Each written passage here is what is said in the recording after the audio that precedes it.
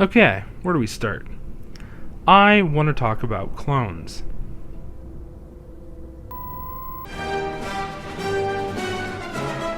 Oh, wait, no, not those, and not here.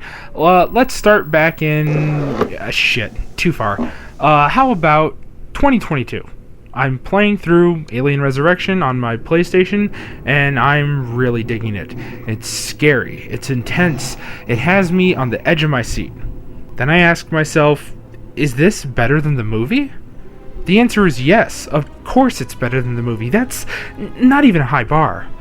But then I ask myself, why is this better than the movie? So I actually rewatched the movie and I think to myself, I'm gonna have to make a video about this, aren't I? Oh.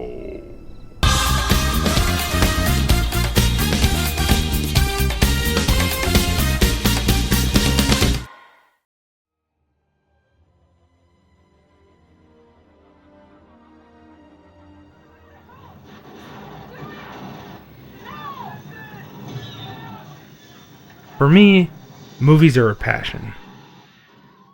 Gaming is a hobby.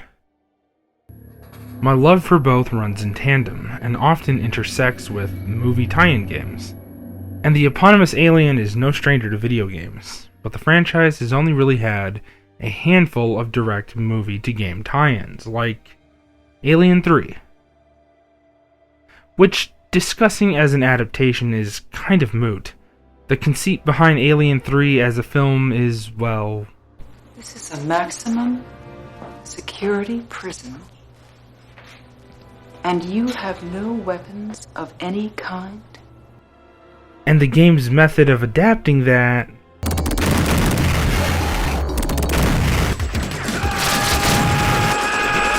yeah.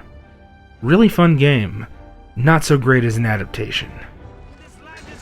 Movie tie-in games are sometimes really fun, at best, and utter dreck, usually.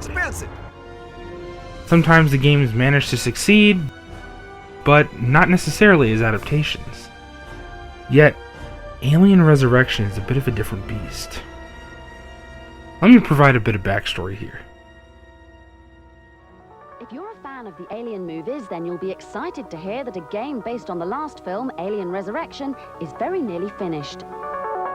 The game suffered from a slow and troubled development period as the staff had to kind of start from scratch at least once, and were taking great care to replicate the look and atmosphere of the film very faithfully.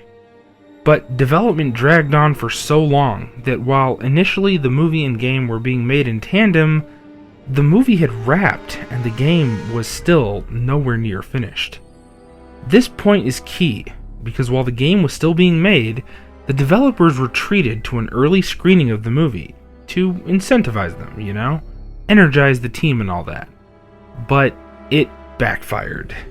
The team did not enjoy the movie. They straight up didn't like it and were still stuck working on its tie-in. With that in mind, the game's handling of the movie's plot diverges in a pretty important way.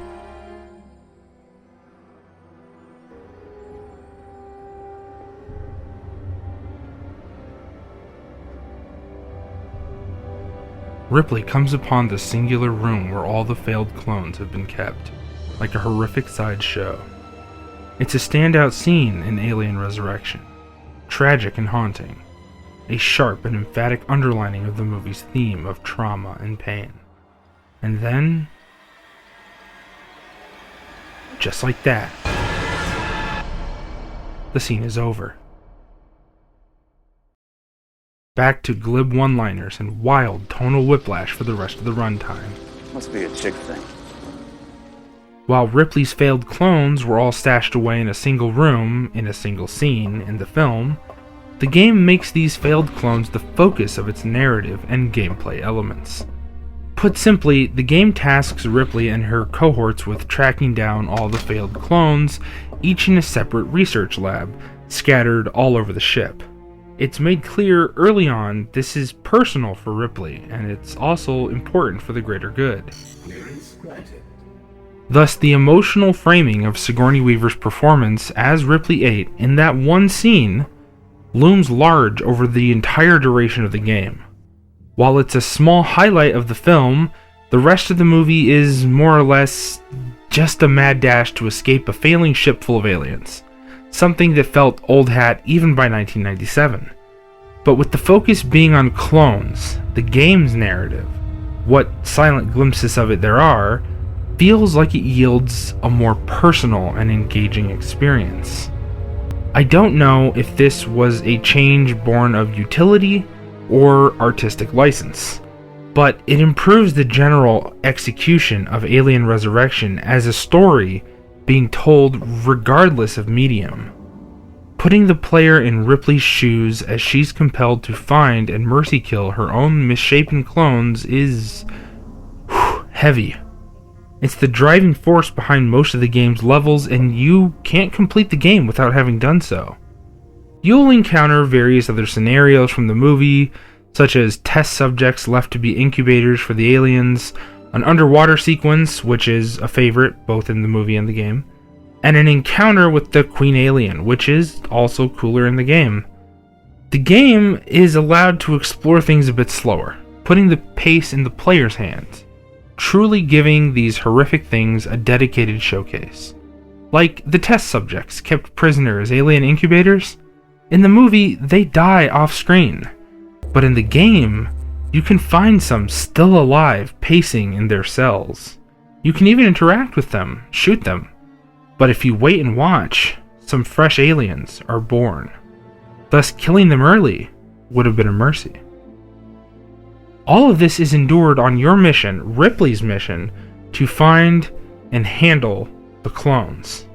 Escaping and surviving is a factor, but almost a secondary one.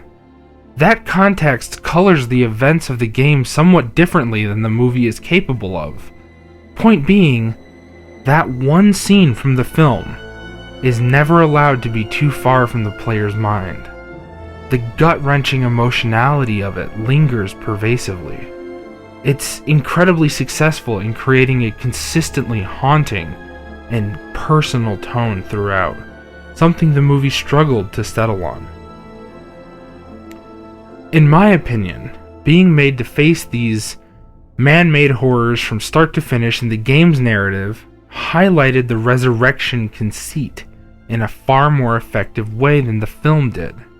The theme becomes, look what happens to our heroes when we keep bringing them back. They're not quite the same anymore, and we disfigure them in the attempt. Even when it looks perfect, it's still not quite right. We cheapen their stories, trivialize the trauma we once empathized with, and all for profit, in one way or another. I never felt made to confront these ideas while watching the movie, which feels like a harmless, weird bit of shoot-'em-up fun, junk food cinema, not high art. But through the lens of the game, I found a new appreciation for something here. A reckoning for an underrated film? No. But maybe the specter of what it could have been. Who are you? Between Weaver's excellent turn as Ripley 8 in the movie, I'm the monster's mother. and the somber meditative quality of the game's eerie, blood-stained corridors, there's something to Alien Resurrection after all. Maybe its themes, however truncated in their delivery, are more timely now than they were in 1997. This is Night Owl Joe, survivor of the USM Auriga, signing off.